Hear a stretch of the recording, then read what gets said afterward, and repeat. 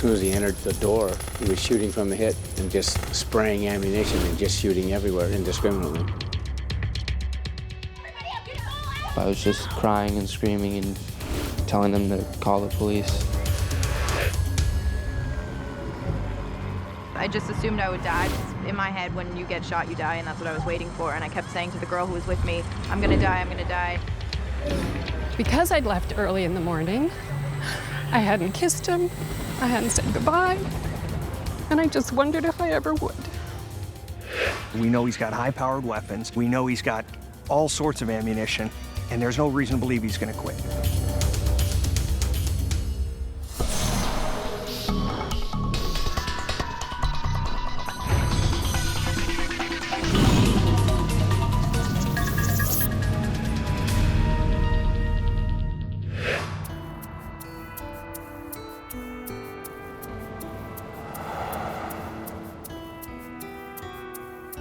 It's the middle of August 1999, and summer camp is in full swing at the North Valley Jewish Community Center in Granada Hills, California, a suburb of Los Angeles.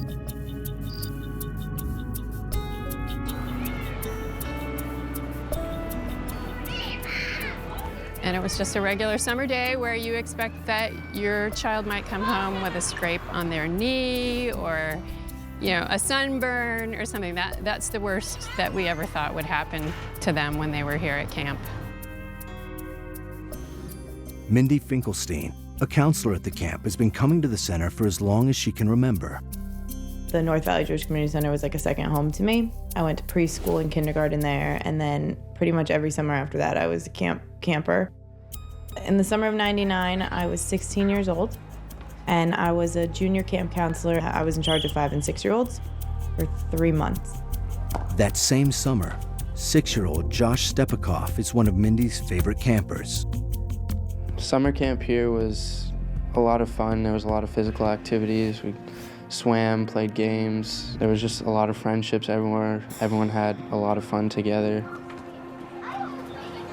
The morning of August 10th starts out no differently. The children spend the first few hours of the day playing in the warm California sun before being taken inside for their next activity. All right, come on, let's go.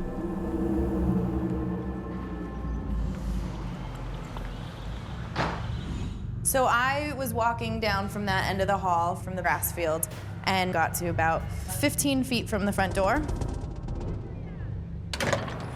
And that's when he walked in. Josh also spies the mysterious man from an adjacent hallway. He had something by his side that to me looked identical to a mechanical drill that my dad had in the garage. So I thought he was just a construction worker.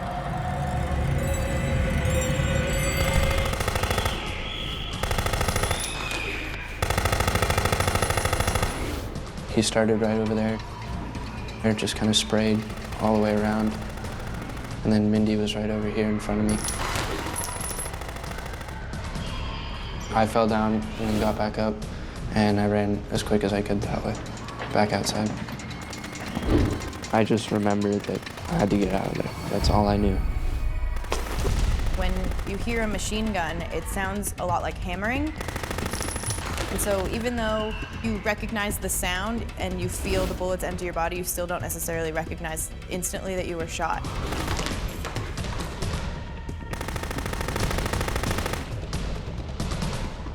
I grabbed the kid that was sitting next to me and ran directly in here.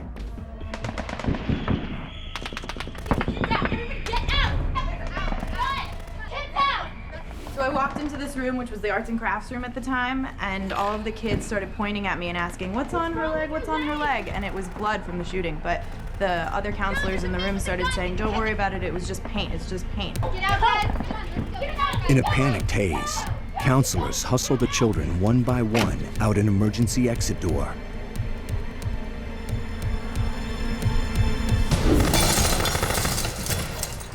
All the kids were in front of me,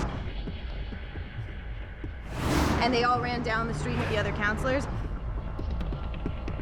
And I just couldn't take it anymore, so I collapsed here in front of this brick wall. No, I can't. Oh, if he finds it. Oh, what if he finds us? It doesn't matter, we have to. I just assumed I would die because in my head, when you get shot, you die, and that's what I was waiting for. Meanwhile, in the community center lobby, a frantic staffer calls 911. And there's 60 or 70 in nursery school and staff. Okay, listen, right? Do you have any idea if there was anybody? I don't know. I'm underneath the desk. I was in my office, and the watch commander came in and advised me that we had a shooting situation at the North Valley Jewish Community Center on Rinaldi.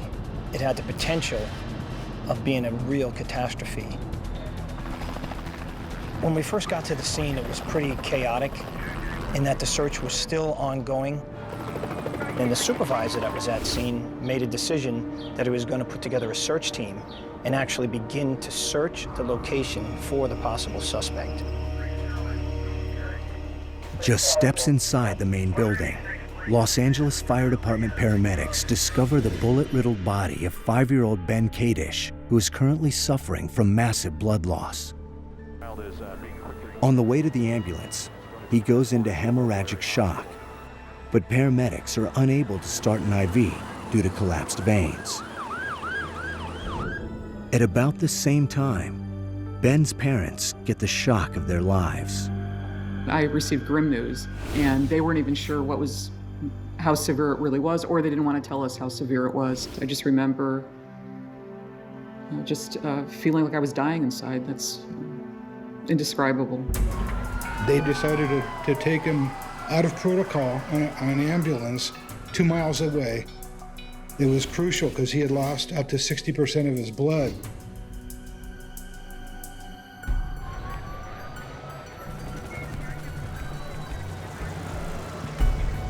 First responders escort the remaining children to a nearby church where paramedics tend to the wounded. But everyone is still a potential target. They had cut off my shorts and were working on me, and they were like, don't worry, your injuries don't seem life-threatening, so I think you'll be okay. But I was still really concerned because I remember hearing helicopters. Just a few feet away, Joshua Stepikoff can barely comprehend what's happening. Bullets have pierced his left leg and hip, and emergency workers know that time is not on their side. I was riding down the street in the ambulance, and one of the paramedics said, close your eyes and don't open them till we tell you, and keep your mouth shut. Because they didn't want dust and everything that was flying around from the propellers to fly into my mouth and into my eyes. I mean, I didn't really know that I was getting into a helicopter until I was in the helicopter. And then they said, you can open your eyes. Meanwhile, in Los Angeles, my husband told me that there was a gunman at the JCC. And I was standing at my desk with the phone to my ear, trying really to understand what that meant. I was listening to the radio on the way, and the news reports were saying that 6- and 8-year-old boys had been shot, and those were the ages of my 2 boys. And because I'd left early in the morning, I hadn't kissed him, I hadn't said goodbye, and I just wondered if I ever would. scores of distraught parents soon descend on the center to find utter chaos. And all they knew was that there was a shooting at this Jewish community center and that kids had been injured. They didn't know whose kids. There were people trying to get into the church where the kids were, literally to find out if their kids had been shot. That was a very horrific scene right there because the police couldn't let them in. What if a parent scooped up a child and ran home with them to protect them? And now we don't know if that child's missing or whether we need to look for them. We had to do certain things before the parents could come in, and it was a very, very tense scene on that line. 5 victims are taken to area hospitals, including 3 young children. I was laying in the hospital bed, and actually there was like a TV in the upper left-hand corner, and the shots of the TV were from helicopters straight down. The image I have is me laying in a pool of blood. And then I was like, have they called my parents? Within an hour of the shooting, multiple investigative agencies have gathered at the scene, including the FBI. I went directly to the scene, You can spend hours getting on the phone and trying to find the right people. There is nothing like being right there, because if it is what you're afraid it is, you need to start working right away, and the place you work is right there. After a thorough search of all buildings on the property, the LAPD announces that the gunman has left the premises. For the FBI and police, it's just the beginning of a roller coaster investigation that will take them into some of the darkest corners of the criminal world. But for the parents, it's the start of something much more terrifying. I heard a police officer with a bullhorn calling for the parents of Joshua Stepikoff. So I went under the police line, and he confirmed who I was, and he just took me by the shoulders, and he kept saying, "He'll be okay. He's gonna be okay." And I just kept saying, "Where is he?"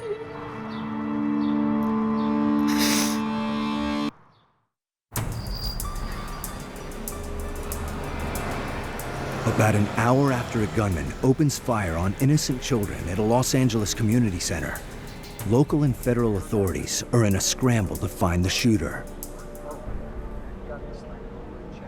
There is so much information coming in that it's just all you can do to try and keep up. It's like drinking out of a fire hose. There were certain things that we heard repeatedly. White male. That we could pretty much count on. Nobody contradicted white male. At that time, it was only believed there was one suspect involved, but we weren't completely positive about that. We received a general description of a white man in his 40s, and that he had left, and someone had seen him leave in a red van. Inside the community center, police searched through the debris, looking for any clue that could shed light on the shooter's identity. It wasn't until an hour or two later that I actually saw the level of devastation, the broken glass, the blood, the shell casings, all that. It was pretty horrific. We could see the shell casings. We could see that they were large caliber rounds, and they were probably fired from some type of an assault weapon. Investigators quickly realized that the shooter is equipped with high-powered weapons and trained to use them for maximum damage. This points them in the direction of a specific kind of perpetrator. My first thought, my first belief was that it was likely an attack by a white supremacist group due to the fact that this was a Jewish community center. If it's a workplace violence situation, everybody's going to know who the shooter is. If it's a spousal situation, somebody's going to know who that was. Secondarily, I do not think even in a workplace shooting that you're going to shoot children. The victims themselves were telling me that this likely was somebody who really was motivated out of hate. I mean, who shoots children? Still, at this stage, it's impossible to say for sure who's responsible or why anyone would open fire on a group of young kids. But there's one thing investigators do know. Their shooter could be anywhere by now, and there's no telling what he'll do next. He's probably armed. We have no reason to believe he's finished, and yet we can't do anything about it. When people are getting shot, it's agonizing, waiting for the next lead, because you're afraid the next lead is going to be another shooting, and that's no way to run things. Then, approximately an hour after the shooting, the command post receives a call about a strange carjacking just 5 miles away. I just felt strongly at the time that that was going to be our lead, and as it turned out, it was. I didn't know what to do. I just freaked out. Close the door and I turn around. The detectives interviewed a woman who told them that a man had pointed a gun at her. Get in the car now. And demanded her vehicle.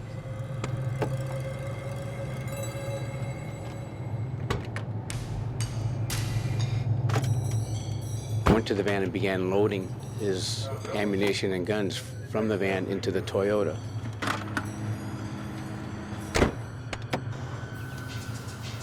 When he was busy doing that, she ran from the car.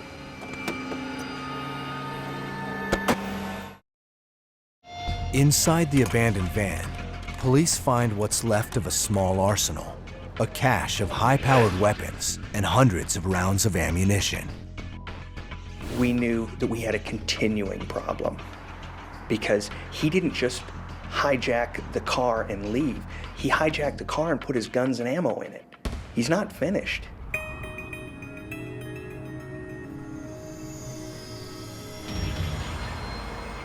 But just when it looks like things can't get any worse for investigators, another lead comes into the command center about a seemingly random incident in the nearby neighborhood of Chatsworth.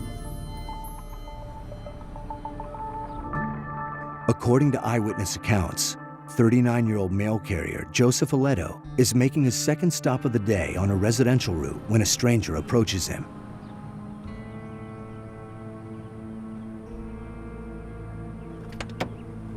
Excuse me, can you help me out? I've got some letters to mail. Could you mail them for me? Sure. At that point, the shooter pulls a handgun out. Aledo starts running full run, and the shooter just tracks him with the gun and hits him.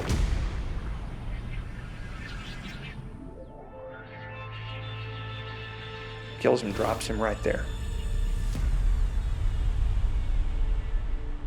I was working at that time as a delivery person, and along my route, everybody was tuned in on the news. It was a shooting rampage at the North Valley Jewish Community Center, and the images of kids being escorted out was pretty dramatic. And then they would show a postal van, and they were saying that a postal worker was killed. And I was thinking to myself, oh, this poor guy was just doing his job, which I can kind of relate to because that's what I was doing too. These gentlemen came at my door and they asked me if I knew Joseph Aledo, and I said, of course. And I said, well, he's not here right now. He's probably at work. And that's when they, broke the news to me. And I went into denial right away. I said, you have the wrong person. That is not my brother. They were asking me questions if he has any enemies, and I said, no. You have the wrong person. He doesn't have any enemies. You have the wrong person.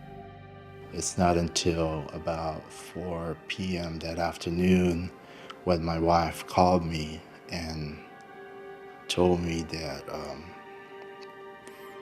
the postal worker was Joe.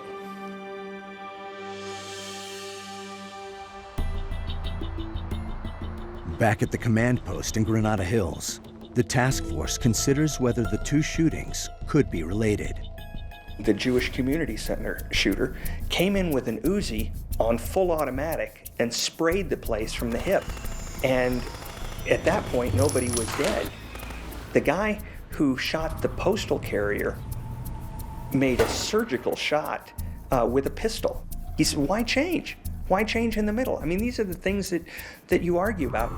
You are trying desperately to get the right answer. Another question centers on the victims themselves. A JCC summer camp and a random mail carrier. What's the connection? The reason I thought Aledo's shooting was related was simply that it was too coincidental.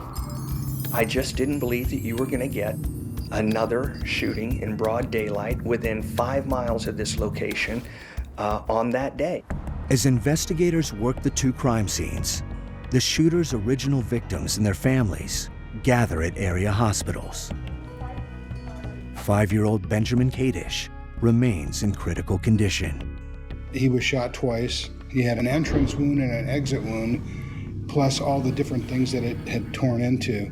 I think we learned that evening that he had to have a colostomy bag because his colon was shot through. He also had to have some leg apparatus because his femur on his left leg was completely blown away. After 7 hours of surgery, we saw what he looked like, and it was devastating. He didn't look like the same little boy we sent off to camp. I tried to reassure myself that I was going to be okay and to be strong for him when I saw him. And I just remember approaching him, and I remember taking his hand, and I kissed his hand. I'll never forget this for the rest of my life.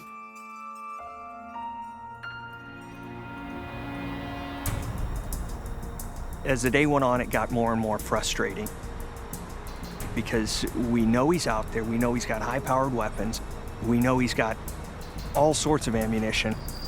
He's attacked once, he may have attacked a second time, and there's no reason to believe he's gonna quit.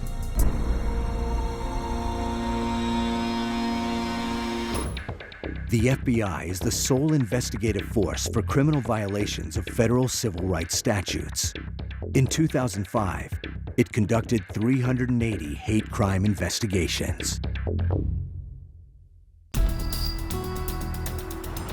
In August 1999, Los Angeles, California suburbanites are racked with fear as federal and local authorities search for a gunman and a possible connection to a seemingly random crime spree. Here we've got the shooting of kids at the center. We've got a carjacking that occurred a short distance away. We've got a shooting of a postal worker.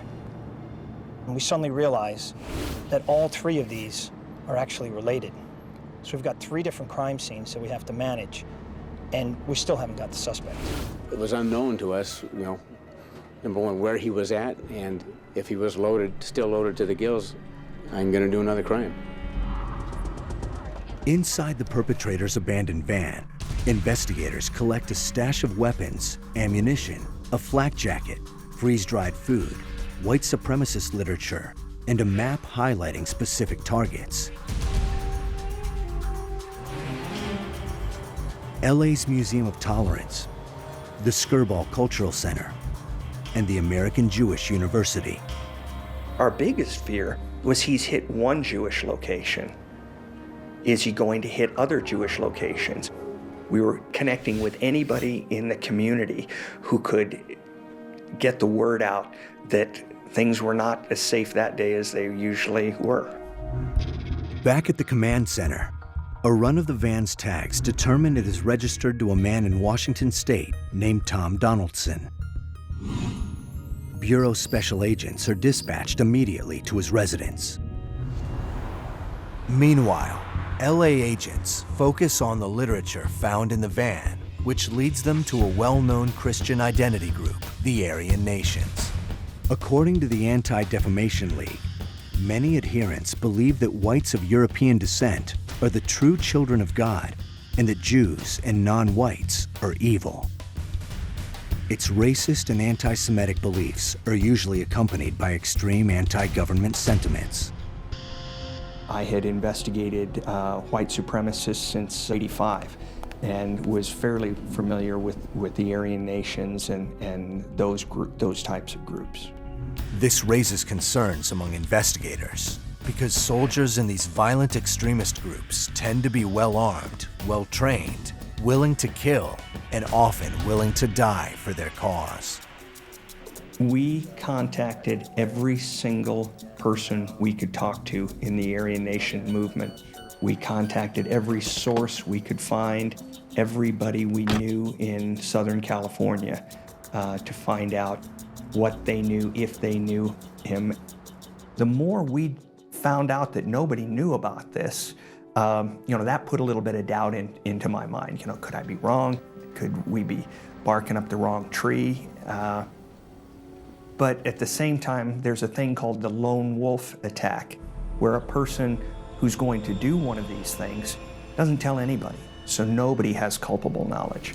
That afternoon in Tacoma, Washington, FBI agents close in on Tom Donaldson, the owner of the van used in the shooting at the Jewish Community Center. You never know who would be there. Supporters, maybe it's a safe house that he intended to go back to. We had no idea. It's the FBI! Exit the home. Agents surrounded the house, knocked on the door aggressively and assertively asked the people to come out of their house. But within moments, Donaldson emerges from the house without any sign of hesitation or resistance. You don't have to be an agent long to be able to read a situation and say, these people are scared to death. They know nothing about what's going on, and they have a plausible explanation that they traded the van in. They showed them paperwork. They were no longer the registered owners of the van.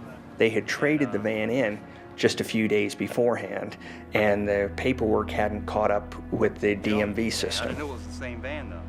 While Washington FBI agents work to locate the van's current owner, 6-year-old Josh Stepikoff remains in critical condition at Children's Hospital in Los Angeles. He had one bullet that had gone straight through the bone in his leg, so his leg was broken. And he had a second bullet that entered his hip and traveled around really very close to his spine, missed a number of internal organs that it could have hit on the way around. The police at the time really didn't know exactly what the motive for the shooting was, but it seemed, that it was a targeted shooting against particular people. They didn't have the perpetrator in hand yet, and so there was concern for Josh's safety. 5 hours after the initial shooting, Los Angeles police finally discover the suspect's stolen car outside a Chatsworth hotel 8 miles from the scene. The information we got at that point was that the green Toyota had been found in the parking lot of a hotel, which really fit with one scenario, that he was tired and he thought he got away clean with the green Toyota, that nobody had seen him, and that he needed a break. And so we thought we had him.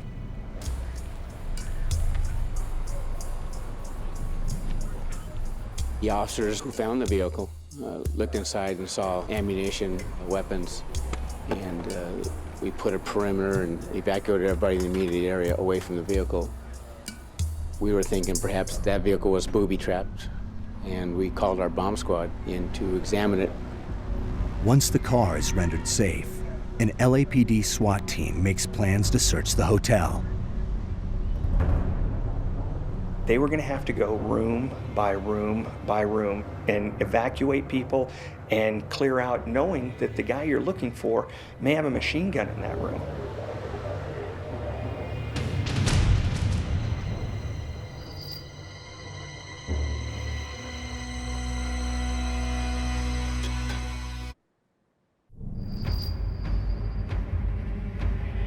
Room by room, an LAPD SWAT team is scouring the Chatsworth Hotel just outside of Los Angeles.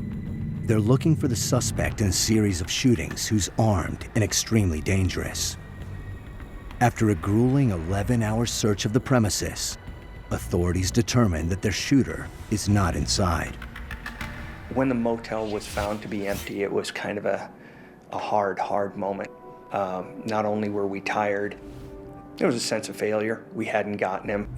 Meanwhile, Washington FBI agents have tracked the red van used by their suspect to a used car dealership in Tacoma. We had a purchase contract for the van on a certain day in Tacoma, Washington, and 3 or 4 days later, that van is down in Los Angeles. The purchaser of the vehicle is Buford Furrow. Once we were able to get a photograph of this person, it fit the general description of the person that was described to us at the community center. Bingo. I remember where I was standing, an agent came out of the command post. He had a photograph of Furrow, and he said, "Here's your guy." We were able in Washington to pull down a complete dossier on him. He was an engineer, and he had worked for the company that was building the stealth bomber. And so he actually had to submit a 17-page application for a secret clearance.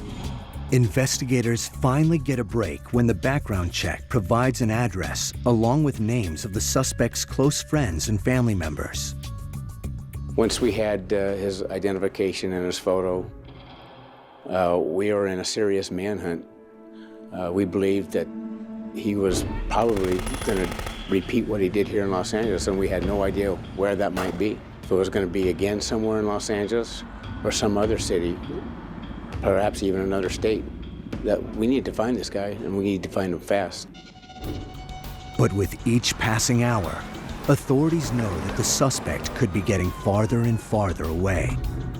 Desperate to close the net on him, Police waste no time releasing Furrow's name and photograph to the media. We're putting this information continually out on the airwaves, hoping the public would spot him and tell us. We continue to broadcast not only to our police officers, but to every law enforcement agency in the nation. At Holy Cross Medical Center, Mindy Finkelstein sees her attacker's face for the first time. The news put up a picture of his face. I flipped. And that was my first thoughts of utter hatred for a person. That was my first real feeling that this was an individual that did this. This is a person who needs to be punished. This is a person who did this for reasons that don't make sense to me. At Children's Hospital, 5-year-old Ben Kadish remains unconscious. As soon as he got to Children's Hospital, the surgery started all over again. He had to have other surgeries. They had to keep the breathing tube in him. His breathing, his heartbeat started racing because he sensed that I was there with him. So I just wanted to give him reassurance that he was going to be okay, and told him I loved him. And I don't know if I'm like other people, but we didn't even think about the person that did it or where he was or what was going on. We thought about Ben and kept him on our mind the whole time, and that was probably what got us through the day. The FBI's next step is to begin building a profile of the suspect. Buford O'Neill Furrow was an only child. His father served in the Air Force, so the family moved around. After graduating from high school in 1979, he enlisted in the Army, but was discharged soon afterwards due to a bad knee. Eventually, he became an engineer and worked briefly for a defense contractor in Palmdale, California. But after losing his job, Furrow began a downward spiral. Over the next few years, he became interested in the white supremacy movement, and the interest soon grew into an obsession. In the early 1990s, he found his way to the Aryan Nations compound in Hayden Lake, Idaho. There, he met Debbie Matthews, widow of Christian identity martyr Robert Matthews. In 1984, the Aryan Nations had a group of men that called themselves the Order. They ended up killing Alan Berg, a DJ in Denver. They did an armored car robbery. They were on basically a criminal run. The leader of the group was a guy named Bob Matthews. The Order's crime spree came to an end in December 1984, when the FBI surrounded Robert Matthews at his hideout and ordered him to surrender. A violent exchange followed, and the compound caught fire. Matthews died in the blaze. And when Buford Furrow joined the Aryan Nation, he struck up a relationship with Debbie and married her. So we knew that he was a serious Aryan Nation player. But the marriage didn't last. Investigators learned that Furrow had recently become unstable. As it turns out, 10 months prior to the shootings in Los Angeles, Furrow showed up at a psychiatric hospital saying he was having suicidal thoughts and urges to kill others. He went to the facility to commit himself, but arrived drunk, and instead of getting help, he got arrested.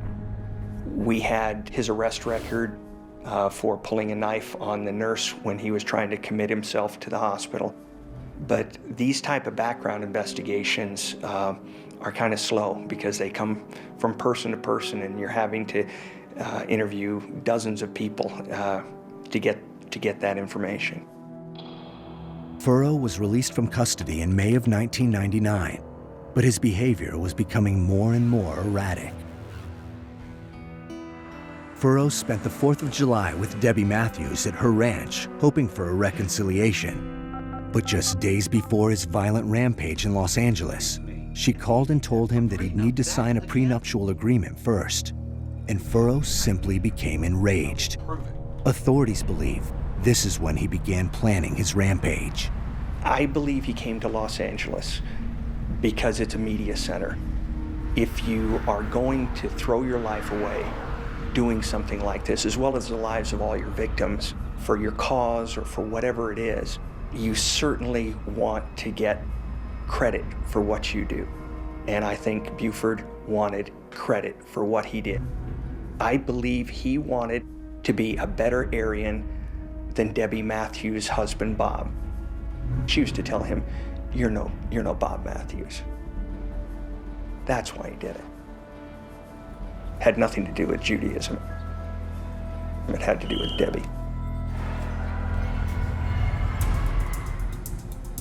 Investigators take some solace in attaching a suspect and a motive to the JCC shootings.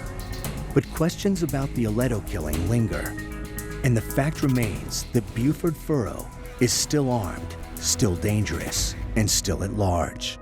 We have the red van, we have the green Toyota, we have an empty hotel, and Furrow's not in it. He could be a block from where we were, he could be anywhere.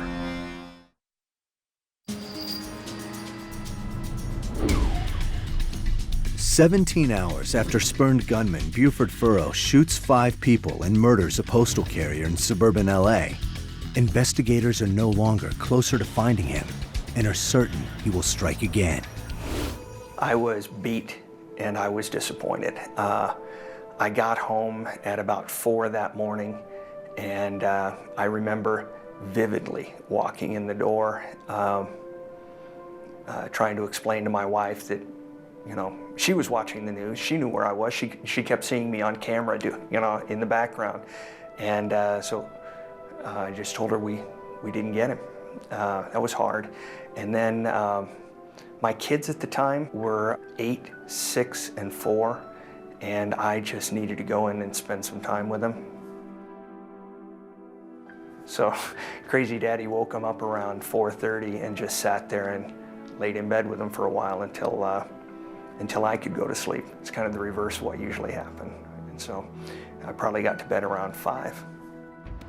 Sometime during the evening hours of August 10th, 1999, Buford Furrow manages to escape from Los Angeles by paying a taxi driver $800 to take him to Las Vegas, Nevada. Then, at 8:55 a.m., 23 hours after he opened fire at the Jewish Community Center in Los Angeles, Buford Furrow enters the FBI field office in Las Vegas and turns himself in. Las Vegas? You got to be kidding me. I was dumbfounded. I just, after being awake till 5 in the morning and seeing the carnage and then getting very little sleep, to be woken up and told that he's in Las Vegas and that he turned himself in, it still doesn't compute. The FBI will give me a fair shake. Furrow said he turned himself into the FBI because he had done what he felt like he needed to do, which is he had made a statement to the world about how he hated Jews and people of color and people who work for the federal government. And he wanted to go into the FBI because he felt that the FBI wouldn't abuse him if he went into federal custody. I felt a real sense of relief knowing that he was off the streets and he wasn't going to be able to hurt anybody else. Investigators from the FBI, ATF, LAPD, and other agencies immediately fly to Las Vegas to interview the suspect. They had already told me that he liked to be called Neil. They said, "Neil, this is the guy from Los Angeles, the FBI agent from Los Angeles." And he looked at me and he said, "You're the guy who's going to try to fry me, aren't you?" And I said, "I'm not here to do anything but listen." And that's how we started. He spoke about what he had done so candidly and openly, without any kind of shame, as if what he had done was heroic, and that he was being humble in his heroism for what he had done. We learned that he had come down the day before and cased all sorts of places in LA. He went to the Museum of Tolerance. That was his first target, but he saw the security and decided that he probably wouldn't make it out alive. He saw several other Jewish targets cruising the streets of LA. Most of them, he didn't feel he would get a big enough body count. So he got off the freeway at Rinaldi because he was running out of gas. And he turned the wrong way and drove past the Jewish Community Center. That's how he found it. He shot Joseph Aletto because he said he was essentially fair game because he was a federal employee and he was non-white. And the Aryan Nations doesn't officially recognize the United States as a legitimate government. That evening, one day after the LA shootings, Buford Furrow is extradited to Los Angeles for arraignment on charges of murder, felony use of a firearm, and felony possession. He pleads guilty to all charges. At his sentencing, he apologizes to all the victims and their families, claiming he is mentally ill, but they aren't buying it. He was a Filipino American that happened to work for the post office. A lot of times it's just described as a postal worker.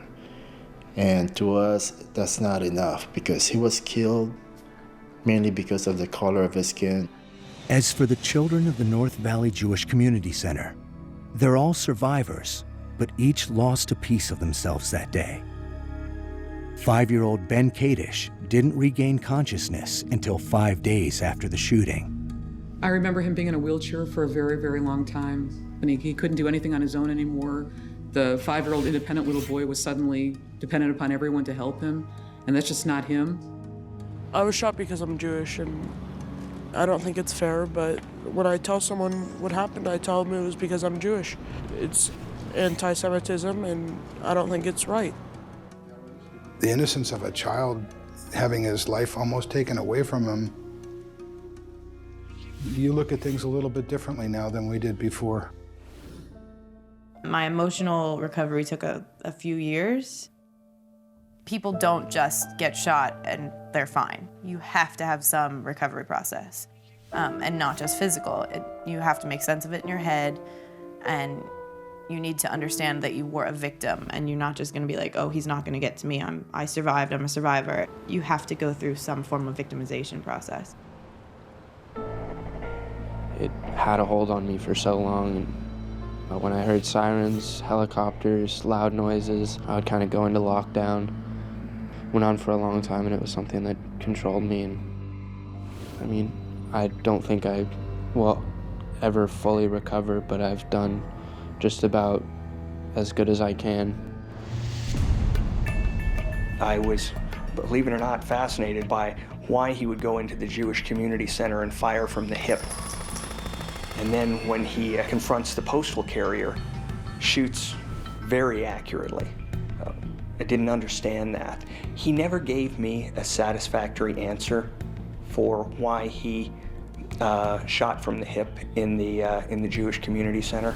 In March 2001, Buford O. Furrow was sentenced to life in prison without the possibility of parole. There was enough mental health information collected from examining Mr. Furrow to suggest that perhaps the death penalty might not have been appropriate in this case. He is currently serving his sentence at the United States Penitentiary in Terre Haute, Indiana. I don't think you can necessarily say that good comes out of something like this, but if there is any good that came out of it, the Aryan nations never recovered from the aftermath of this. Not just as a physical entity, but as a concept. It just died. Furrow once told me in an interview about a year after the shooting that at night the screams of the kids would wake him up. Sometimes the screams of the kids would wake me up too. You think about it, you dream about it, and you can't let it go until you feel you've done right by the victims.